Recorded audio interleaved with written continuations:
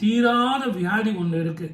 அந்த வியாதிக்கு எந்த விஞ்ஞானத்திலையும் சரி, ஆன்மீகத்திலையும் சரி, யாராலையும் மருந்து கண்டுபிடிக்க முடியாது. அது இறைவனால் மட்டும்தான் அந்த வியாதிக்கு மருந்து கண்டுபிடிச்சு இந்த உலகத்தில் வச்சிருக்காங்க. அது என்ன வியாதி?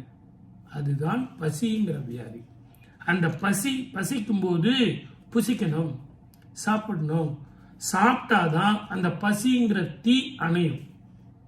அதனால தான் நம்ம பெரியவங்க என்ன சொன்னாங்க, பசின்ற கொடுமையான வியாதிக்கு இருக்கப்பட்டவர்கள் மட்டுமல்ல, இல்லாதப்பட்டவர்கள் கூட உங்களால் முடிந்த அளவுக்கு தானம் செய்யுங்கள்.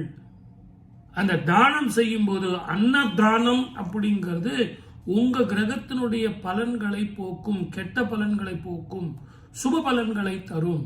அது எப்படி சார் அப்படின்னா, தான் வாழ்த்தாவிட்டாலும் தன்னுடைய அங்கம் வாழ்த்தும்.